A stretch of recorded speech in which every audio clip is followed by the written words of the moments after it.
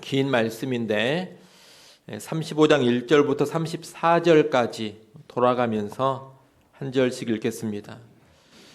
여호와께서 여리고 맞은편 요단 강가 모압 평지에서 모세에게 말씀하여 이르시되 이스라엘 자손에게 명령하여 그들이 받은 기업에서 레인에게 거주할 성읍들을 주게 하고 너희는 또 그 성읍들을 두르고 있는 초장을 레인에게 주어서 성읍은 그들의 거처가 되게 하고 초장은 그들의 재산인 가축과 짐승들을 둘 곳이 되게 할 것이라. 너희가 레인에게 줄 성읍들의 들은 성벽에서부터 밖으로 사방 1000규빗이라. 성을 중앙에 두고 성밖 동쪽으로 2000규빗, 남쪽으로 2000규빗, 서쪽으로 2000규빗, 북쪽으로 2000규빗을 측량할지니 이는 그들의 성읍의 들이며 너희가 레인에게 줄 성읍은 살인자들이 피하게 할 도피성으로 6성읍이요 그 외에 42성읍이라. 너희가 레인에게 모두 48성읍을 주고 그 초장도 함께 주되 너희가 이스라엘 자손의 소유에서 레인에게 너희가 성읍을 줄 때에 많이 받은 자에게서는 많이 떼어서 주고 적게 받은 자에게서는 적게 떼어 줄 것이라. 각기 받은 기업을 따라서 그 성읍들을 레인에게 줄지니라. 여호와께서 또 모세에게 말씀하여 이르시되 이스라엘 자손에게 말하여 그들에게 이르라. 너희가 요단강을 건너 가나안 땅에 들어가거든 너희를 위하여 성읍을 도피성으로 정하여 부지 중에 살인한 자가 그리로 피하게 하라. 이는 너희가 복수할 자에게서 도피하는 성을 삼아 살인자가 회중 앞에 서서 판결을 받기까지 죽지 않게 하기 위함이니라. 너희가 줄 성읍 중에 6을 도피성이 되게 하되 새 성읍은 요단 이쪽에 두고 새 성읍은 가나안 땅에 두어 도피성이 되게 하라. 이 6성읍은 이스라엘 자손과 타국인과 이스라엘 중에 거류하는 자의 도피성이 되리니 부지 중에 살인한 모든 자가 그리로 도피할 수 있으리라. 만일 철 연장으로 사람을 쳐 죽이면 그는 살인자니 그 살인자를 반드시 죽일 것이요 만일 사람을 죽일 만한 돌을 손에 들고 사람을 쳐 죽이면 이는 살인한 자니 그 살인자는 반드시 죽일 것이요 만일 사람을 죽일 만한 나무 연장을 손에 들고 사람을 쳐 죽이면 그는 살인한 자니 그 살인자는 반드시 죽일 것이니라. 피를 보복하는 자는 그 살인한 자를 자신이 죽일 것이니 그를 만나면 죽일 것이요 만일 미워하는 까닭에 밀쳐 죽이거나 기회를 엿보아 무엇을 던져 죽이거나 아기를 가지고 손으로 쳐 죽이면 그 친자는 반드시 죽일 것이니 이는 살인하였음이라. 피를 보복하는 자는 살인자를 만나면 죽일 것이니라.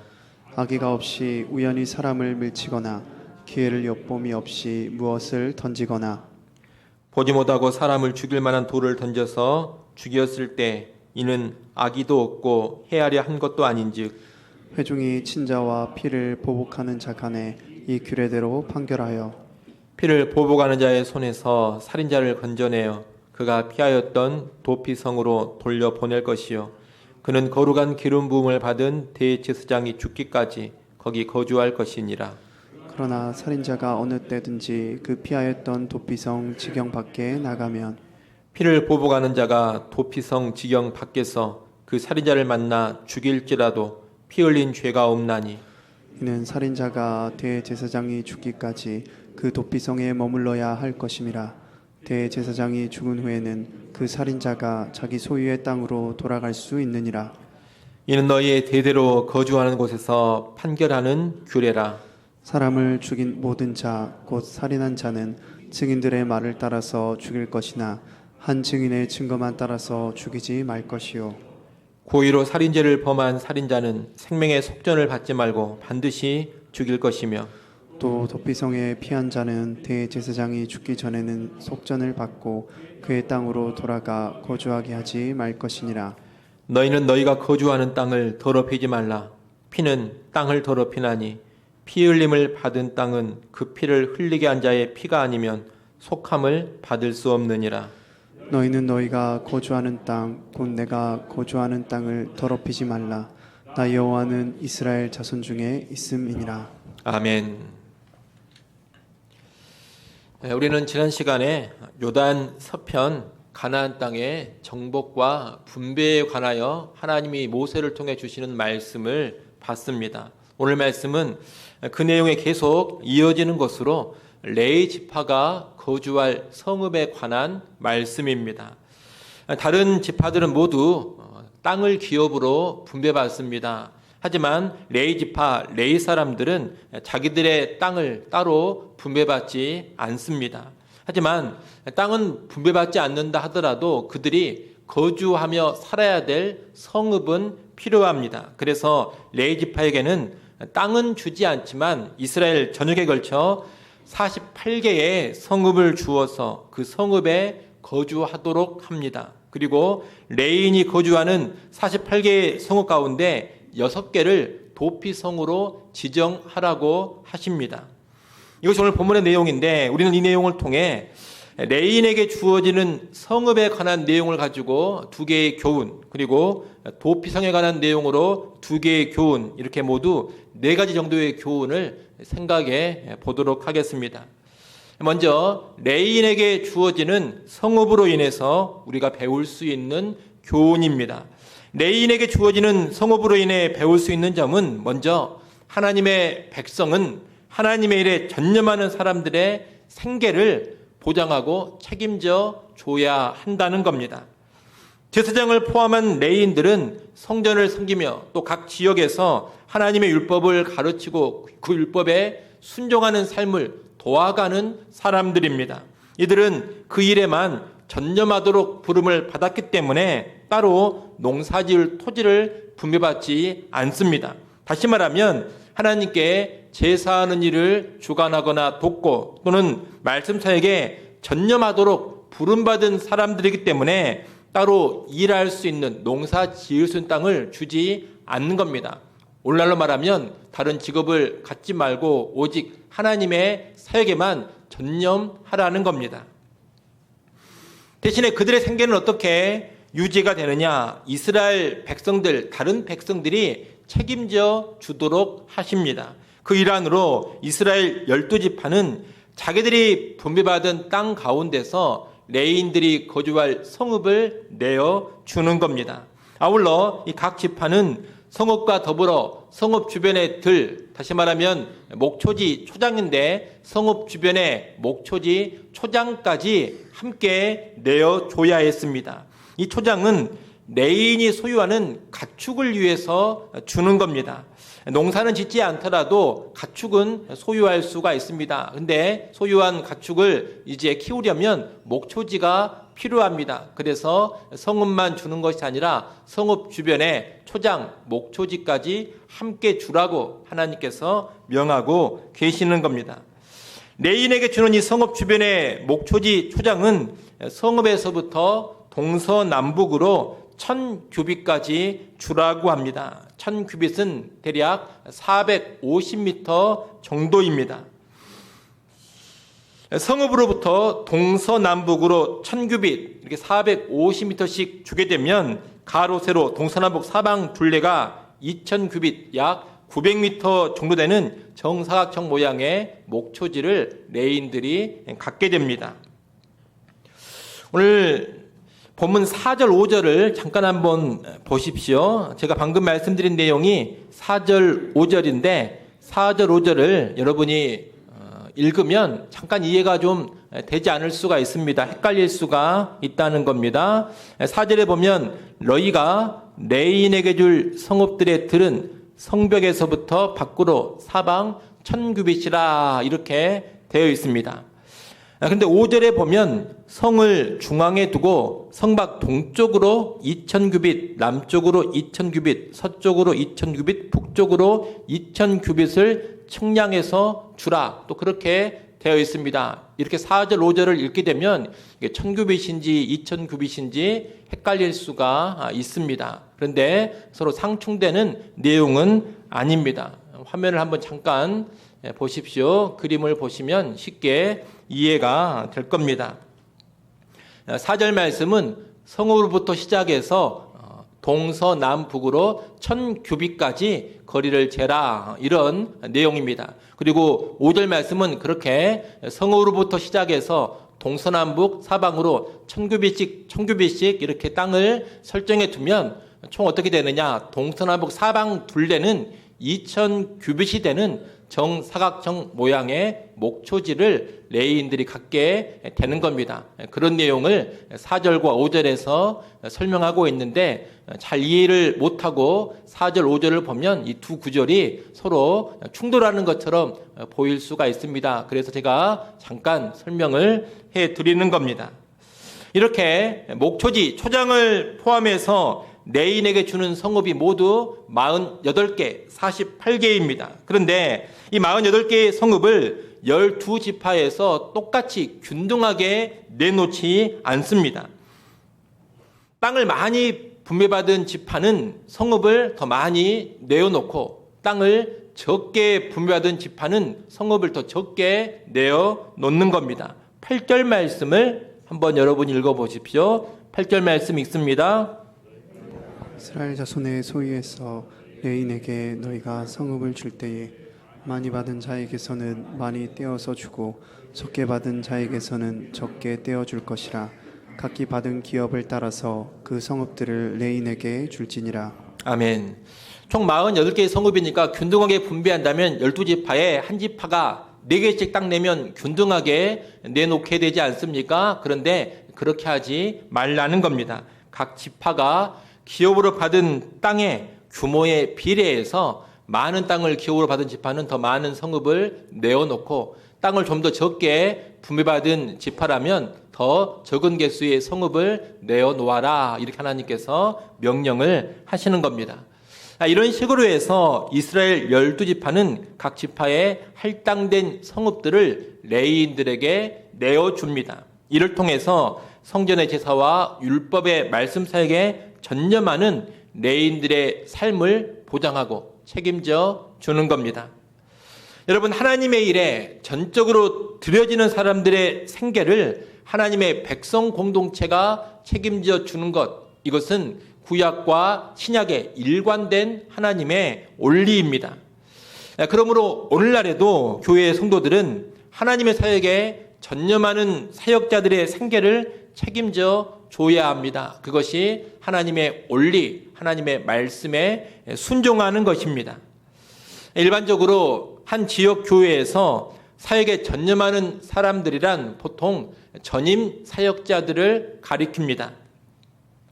교육 전도사님들도 계시는데 이 교육 전도사님들은 파트 사역자입니다. 그분들께는 섬기는 시간에 비례해서 적절한 사례를 줘야 되고 또 사례에 비해서 과도한 일을 시켜서는 안 됩니다.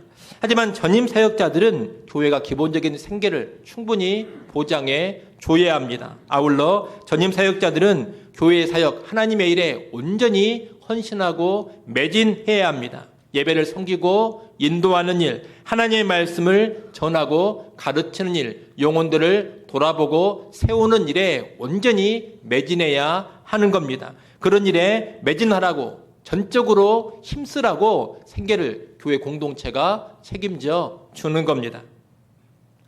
아울러 이 전임 사역자들의 생계 보장은 개교의 차원에서만 이루어지면 안 됩니다.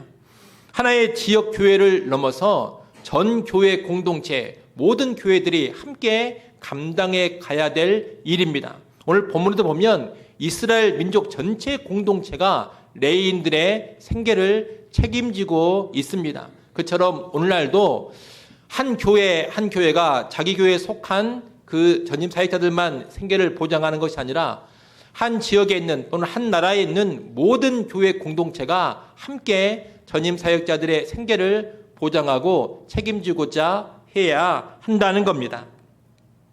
그래서 우리 교회를 뛰어넘어서 다른 교회나 다른 기관에 전임 사역자들의 필요에도 우리는 관심을 가져야 되고 채울 수 있는 만큼 힘을 다해 그들의 필요를 채우고자 해야 합니다. 이 시대에 전임 사역자들을 섬기는 데 있어서 모든 교회들이 함께 협력해야 한다는 겁니다.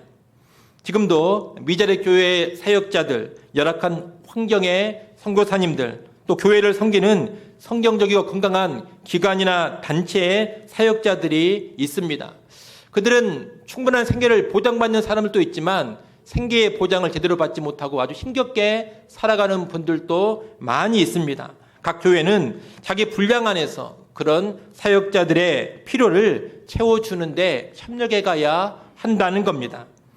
좀 전에 우리가 레인들에게 성읍을 줄 때 땅을 많이 분배받은 지파는 더 성읍을 많이 내어놓고 적게 분배받은 지파는 적게 내놓는다 했습니다. 이것을 오늘날 적용을 해본다면 교회의 규모가 크고 재정이 많은 교회는 자기 교회를 뛰어넘어서 이 땅에 전임 사역자들 섬기는데 더 많은 재정적인 섬김을 감당해야 하는 것이고, 또 규모와 재정이 좀 더 작다면 또 그 작은 분량 안에서 이 시대에 전임 사역자들의 필요를 채우는데 교회가 기여할 바를 기여해야 할 것입니다.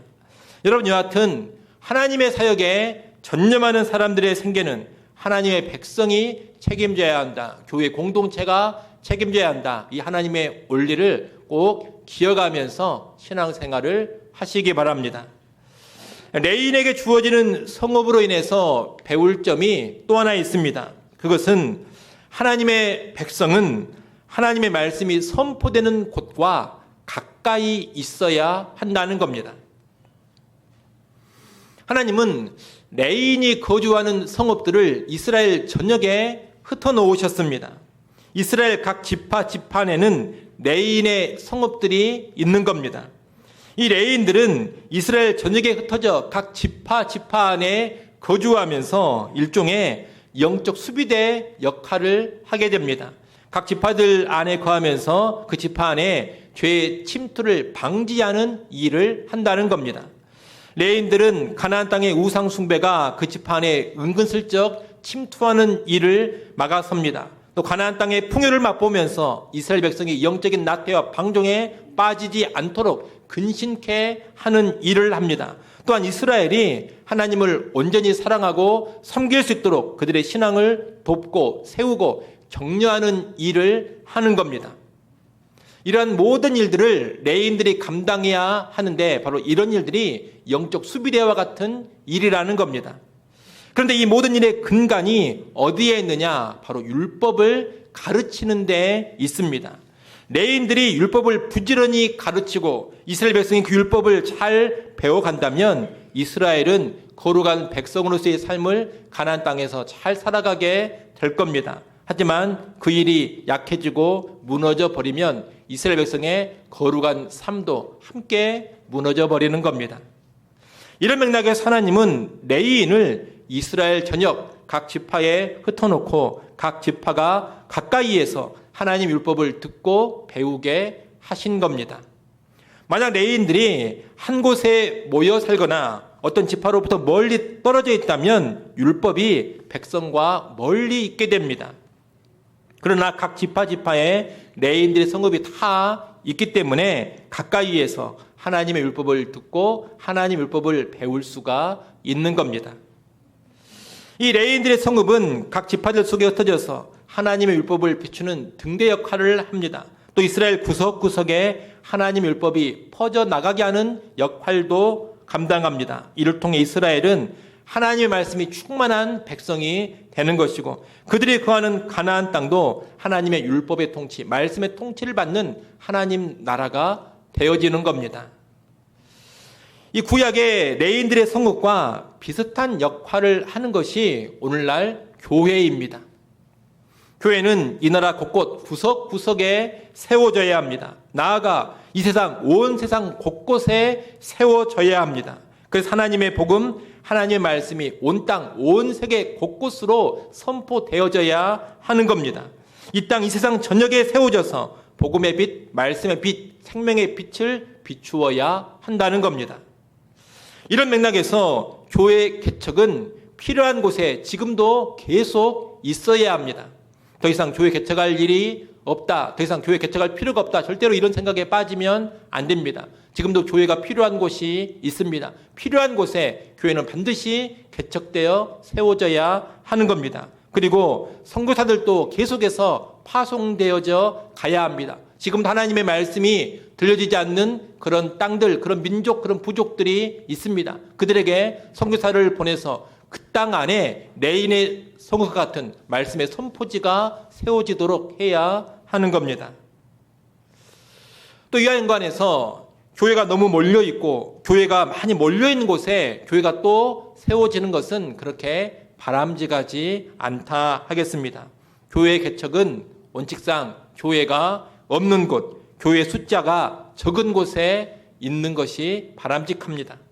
또 많은 사람이 아니라 하더라도 사람은 있는데 사역자가 없는 곳이 있다면 말씀의 사역자들은 기꺼이 그런 곳으로 갈 수 있어야 할 것입니다.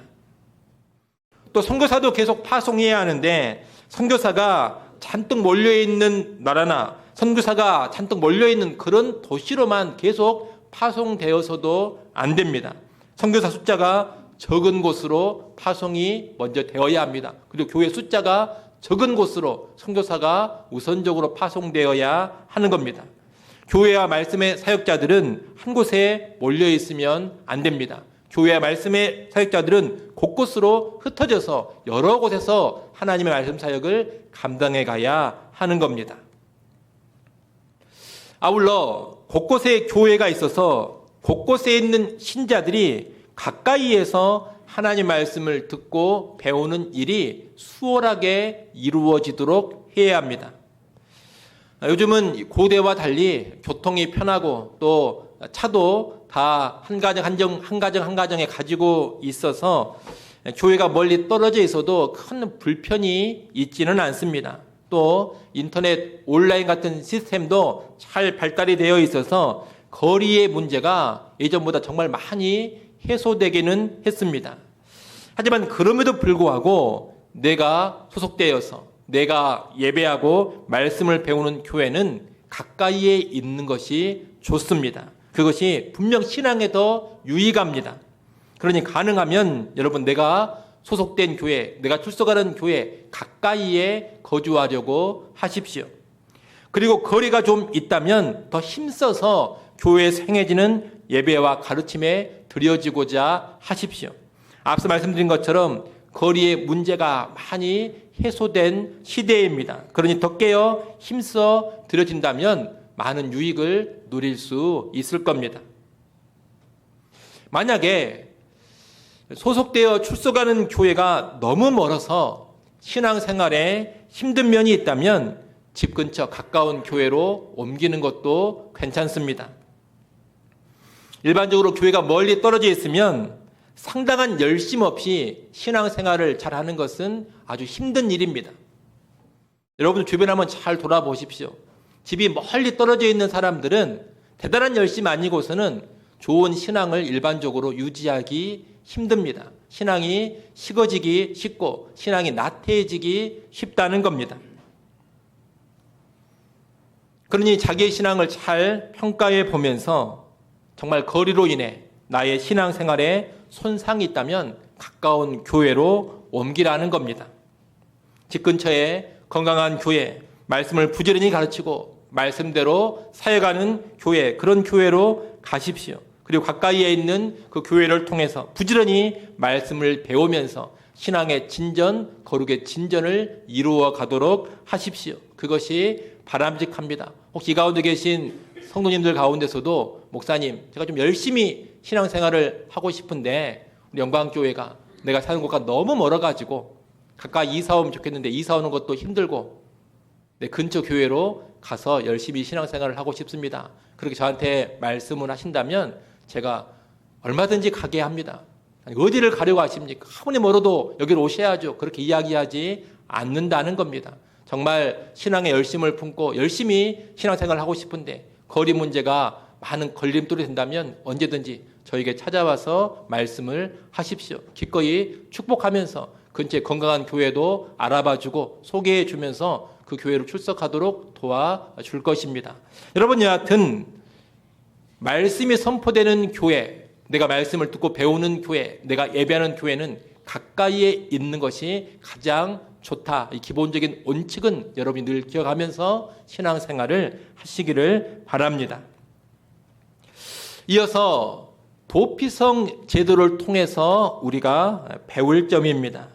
하나님은 레인들의 성읍 가운데 요단 동편과 요단 서편에 각각 3개씩 모두 6개의 도피성을 지정하라 명하십니다. 48개의 성읍 가운데 6개가 도피성이 되는 겁니다. 이 도피성은 부지 중에 살인한 자, 다시 말하면 고의가 아닌 실수로 사람을 죽인 자를 보호해 주기 위한 성읍입니다. 고대에는 누군가 살인을 당하면 살인당한 사람의 가족이나 친척이 살인자를 찾아서 개인적으로 복수하는 것이 허용이 되어졌습니다.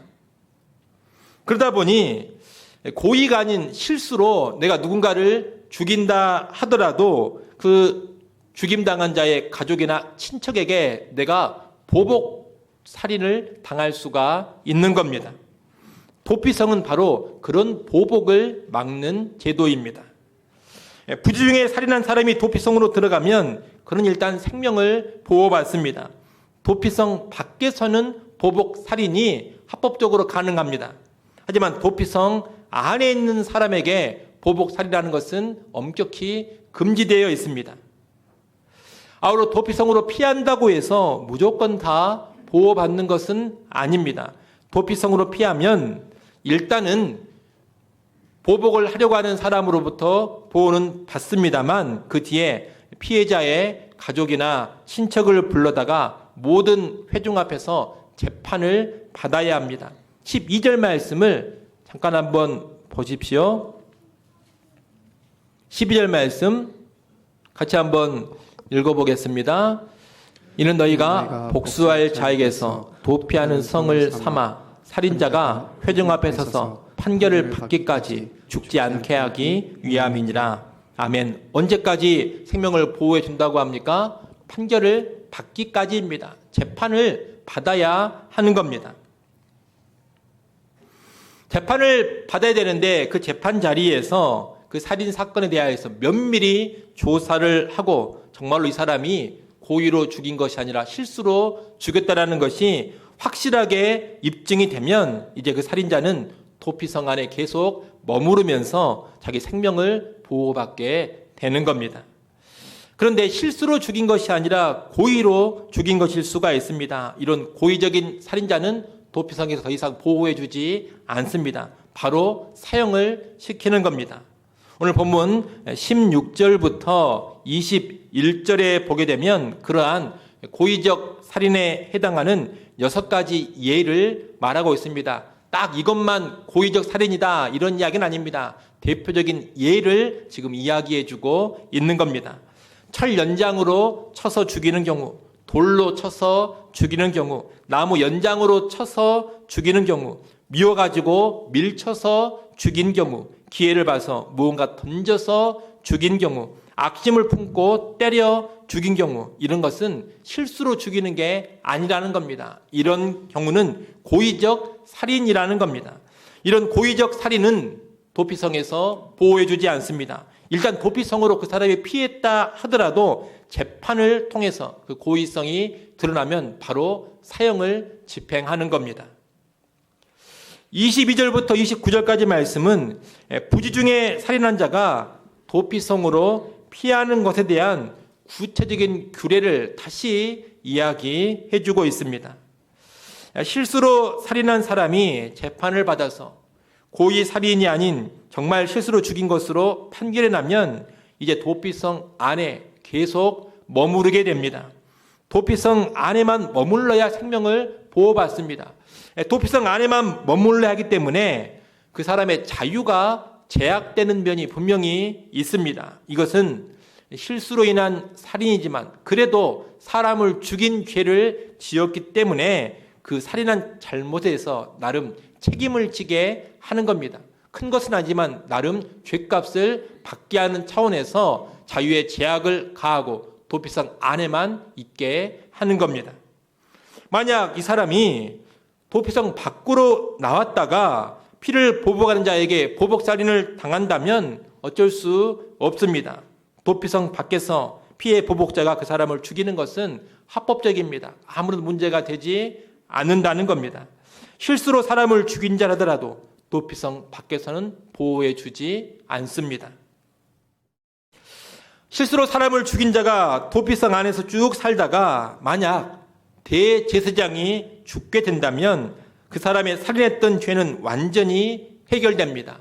이 대제사장의 죽음이 일종의 속죄 효과를 발휘하는 겁니다. 그래서 대제사장이 죽은 후에는 그 실수로 살인한 사람이 이게 도피성을 나와서 자유롭게 다녀도 문제가 없습니다. 대제사장의 죽음으로 인해 자유케 되고 도피성 밖으로 나온 사람을 피해 보복자가 죽일 수도 있습니다. 그렇게 한다면 그 보복자는 살인죄를 짓는 것이고 보복 살인한 그 사람은 합법적이 아닌 불법적인 살인을 하게 된 겁니다. 그래서 이 사람은 이제 살인자가 되어 살인죄로 형벌을 받아야 합니다. 대제사장의 죽음으로 인해 자유하게 된 사람에게는 더 이상 죄의 책임을 그 누구도 물어서는 안 되는 겁니다. 이러한 도피성의 규례를 예수 그리스도의 구속 사역과 연결을 시키기도 합니다. 그래서 예수 그리스도가 곧 도피성이다 이렇게 가르치기도 합니다. 일례로 대제사장의 죽음이 일종의 속죄 효력을 발휘하는 것을 예수님의 죽음과도 연결시켜 볼 수 있는 겁니다. 하지만 그럼에도 불구하고 이 도피성 규례는 예수님의 구속 사역과 깔끔하게 연결되지는 않습니다. 조금 합치가 안 되는 불합치한 그런 면들이 있습니다. 하지만 그럼에도 연결시켜 볼 여지는 분명히 있다 이렇게 생각이 됩니다. 나중에 기회가 된다면 도피성과 그리스도의 구속 사역과의 연관성에 대해서도 한번 알아보면 좋겠습니다. 우리는 이 도피성 제도를 통해서 먼저 온전한 정의 구현의 태도를 배워야 합니다. 여러분, 사람은 실수할 수 있습니다. 실수로 죄를 지을 수 있습니다. 그런 범죄는 우리가 이해심을 가지고 봐야 합니다. 물론 실수로 죄를 지었다 해서 죄가 되지 않는 것은 아닙니다. 죄는 죄입니다. 하지만 그런 죄는 정상 참작을 해줘야 하는 겁니다. 징벌을 내리더라도 그 상황을 충분히 이해하면서 내려야 한다는 겁니다. 하지만 상습적이고 고의적인 죄는 단호하게 징벌을 해야 합니다.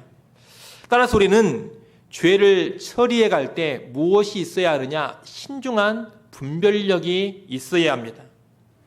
모든 죄를 무조건 이해하고 용납하려고만 해서는 안 됩니다.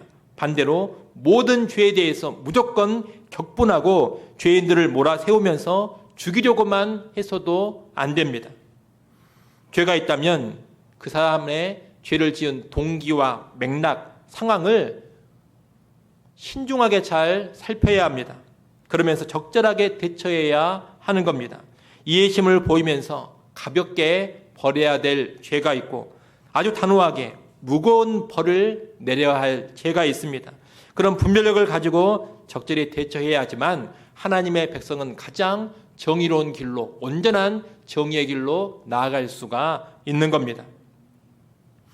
요즘 세태를 보면 잘못이나 죄를 무조건 이해하고 감싸주려 하거나 반대로 마녀사냥식으로 누군가를 파렴치한 죄인으로 몰아가는 그런 행태들이 많이 있는 것을 보게 됩니다. 특히 정치의 영역을 보면 자기가 지지하는 사람이나 지지하는 세력은 무조건 이해해주고 무조건 감싸주려고만 합니다. 심각한 죄도 자기가 지지하는 사람이면 다 이해를 해주려고 하고 다 이해가 된다면서 넘어가 주려 하고 덮어주려고만 합니다. 또 가볍게 처리를 하려고 합니다. 반대로 지지하지 않는 상대편 진영을 향해서는 사소한 잘못, 실수로 잘못한 것도 침소봉대해가지고 흉악범, 파렴치범으로 몰아가기도 합니다. 우리나라 정치 행태를 보면 그런 일이 너무 많이 나타나고 있습니다. 또 방송 보도나 인터넷에 올라온 글 하나만 보고서 어떤 사람을 완전히 매도하고 난도질하는 경우도 정말로 많습니다. 여러분, 이런 모습은 온전한 정의의 모습이 아닙니다. 우리 성도들은 결코 이런 풍조에 휩쓸리지 않아야 하겠습니다. 도피성 제도는 살인이라는 심각한 죄를 지었을 때에도 그 죄를 신중히 살펴서 단호하게 엄벌을 할지 아니면 좀 더 가볍게 다룰지를 정하도록 하는 그런 제도입니다. 그래서 온전한 정의를 구현케 하는 제도인 겁니다. 그러니 오늘 우리도 누군가의 죄와 잘못을 함부로 파악하려고 하지 마시고 좀 신중하게 접근하고 신중하게 분별하려는 그런 태도를 지니시기를 바랍니다. 그래서 온전한 정의의 길로 나아가는 그런 교회와 성도들이 꼭 되시기를 바랍니다. 이 도피성 제도를 통해서 또 하나 배울 게 있습니다. 그것은 생명을 존중하는 태도입니다. 앞서 말씀드린 것처럼 살인자가 도피성으로 피하고 나면 그 뒤에 재판을 받게 됩니다. 그 재판에서 살인의 고의성 여부를 판단하는데 만약 고의로 살인한 것이 드러나면 그 사람은 바로 사형을 당해 죽습니다. 이와 연관해서 오늘 본문 29절로 32절은 이 살인자 처벌에 관한 전반적인 규정을 다시금 보충해서 설명해 주고 있습니다. 이 규정의 핵심은 뭐냐? 살인 사건은 신중하게 다루어야 한다는 겁니다. 살인죄는 원칙상 사형의 형벌을 받습니다. 그러니 자칫 무고한 사람이 사형을 당할 수도 있습니다. 근데 여러분, 사형을 당해버리면 돌이킬 수가 없습니다. 죽어버렸기 때문에 그 뒤에 그 무엇으로도 돌이킬 수가 없는 겁니다. 그래서 어떤 사람의 살인죄를 입증하려면 반드시 증인이 있어야 하고 그 증인도 한 사람만 가지고서는 안 된다 그럽니다. 최소한 두 사람의 증인, 두 사람 이상의 증인이 있어야지만 살인죄를 살인죄로 규정할 수 있다고 하나님께서는 말씀하시는 겁니다. 간단히 말하면 두 사람 이상의 명확한 증인이 없이는 그 누구도 살인죄로 처벌할 수 없다는 겁니다. 여러분, 왜 이렇게 합니까? 최대한 신중하게 살인죄를 다루기 위함입니다. 이렇게 신중하게 재판해서 고의적인 살인으로 드러나면 그때 그 사람을 사형시키라는 겁니다. 만약 고의성 없이 살인했다면 도피성에서 보호받습니다. 실수로 사람을 죽인 자의 생명을 손상당하지 않도록 하나님께서 그 사람의 생명, 비록 살인죄를 저질렀지만 실수로 저질렀으니 너의 생명은 보호해 주겠다는 겁니다. 다만 자유롭게 살지 못하도록만 한다 말씀을 드렸습니다. 여러분, 이런 규정들은 하나님께서 사람의 생명을 얼마나 귀하게 여기시는지를 우리에게 잘 보여줍니다. 여러분, 사람은 하나님의 형상으로 지음받은 존재입니다. 그러기에 사람은 그 생명 하나하나가 너무나도 소중한 것입니다. 물론 육체의 생명보다 영적인 생명이 훨씬 더 소중한 것은 말할 필요도 없는 사실입니다. 하지만 우리 그리스도인들은 영혼의 생명만 중요하다 이렇게 생각하고 살면 안 됩니다. 육체의 생명도 너무나 중요한 것임을 반드시 알고 살아야 합니다. 내 자신의 육체의 생명도 너무나 중요한 것이고 다른 사람의 육체의 생명도 너무나도 소중한 것입니다. 이 소중한 생명을 하나님이 허락하시지 않는 불법 가운데 해치는 것은 하나님의 주권에 대한 아주 심각한 도전입니다. 그리고 하나님의 형상을 내가 파기하는 심각한 죄악입니다. 그래서 살인죄는 아주 큰 죄가 되는 것이고 심각한 죄가 되는 겁니다. 그래서 살인죄는 원칙상 사형의 형벌을 내리는 겁니다. 사람을 죽인 자는 반드시 죽음으로써 그 죄값을 받아야 한다는 겁니다. 오늘 보면 33절에 보면 피 흘리는 죄로 인해 땅이 더럽혀진다 그렇게 말씀합니다. 땅이 더럽혀진다라는 말은 그 땅이 생산력을 잃어버리고 제 기능을 감당하지 못한다는 뜻입니다. 그 더럽힘이 심해지면 하나님은 그 땅에 거하지 않으시고 그 땅을 거주민들도 살지 못하게 만들어 버립니다. 그 땅의 거주민들을 토해 버리는 겁니다. 결국 살인이 난무하게 되면 그 땅은 피폐해지고 황폐해지고 하나님의 임재도 하나님의 은혜도 사라지면서 그 땅의 사람들이 다 망하고 마는 겁니다. 그래서 여러분, 우리가 거하는 땅이 무고하게 흘리는 피로 결코 더럽혀지지 않도록 해야 합니다. 또 살인의 피로 더럽혀졌다면 그 더러움을 씻어야 합니다. 그 씻음은 피 흘린 자의 피로서 가능합니다. 즉 살인자들을 징벌함으로써 정의를 세워야지만 더러워진 땅이 깨끗하게 되는 겁니다. 결국 살인과 연관된 정의의 확립은 그 땅에서의 생존과 번영을 좌우합니다.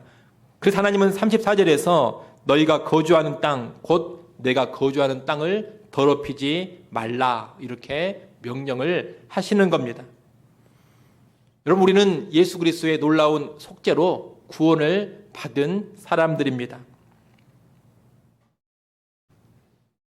예수 그리스도의 놀라운 속죄로 구원을 받은 사람들로서 이제 하나님의 백성이 되었습니다. 그 하나님의 백성은 이 땅에서 어떤 삶을 살아야 하느냐? 정의를 구현하는 삶을 반드시 살아야 합니다. 온전한 정의를 최대한 구현하고자 힘써야 하는 겁니다. 특히 피 흘리는 죄와 연관해서 온전한 정의를 세우는데 구원받은 그리스도인들은 깨어 있어야 하는 겁니다. 도피성 제도는 바로 그러한 내용을 신약의 백성들에게 잘 가르쳐 주는 겁니다.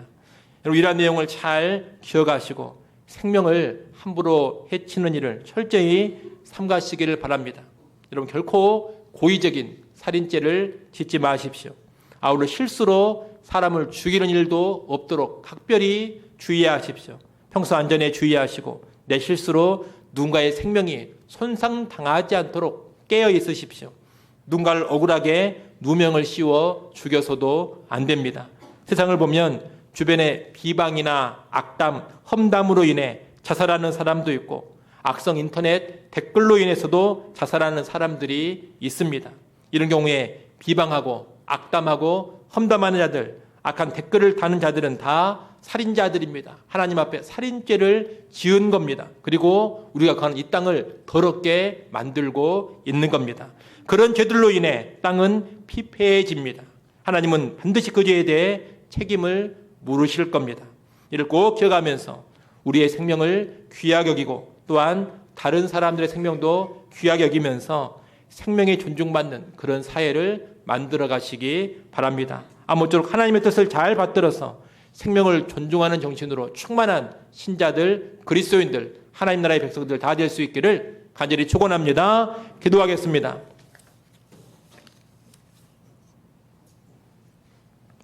하나님 아버지, 레위인들에게 주어지는 성읍과 도피성에 관한 말씀을 살펴봤습니다. 하나님, 이 말씀을 통해 오늘 우리에게 주시는 하나님의 뜻을 잘 알고 행하게 하여 주옵소서. 하나님의 일에 전념하는 사람들의 생계를 하나님의 백성들이 책임지게 하시고 또한 하나님의 말씀이 선포되는 곳에 늘 가까이 거하며 말씀을 듣고 배우는 일에 열심으로 들여지게 하여 주시옵소서. 또한 정의로운 신자의 삶 살아가기를 원합니다. 죄의 경중을 신중하게 분별하여서 온전한 정의를 구현케 하시고 또한 생명을 존중하는 삶 살아가게 하여 주옵소서. 참으로 이러한 모든 모습들을 통하여 하나님의 백성답게 이 땅 가운데 살게 하시고 서게 하여 주옵소서. 예수님의 이름으로 기도드리옵나이다. 아멘.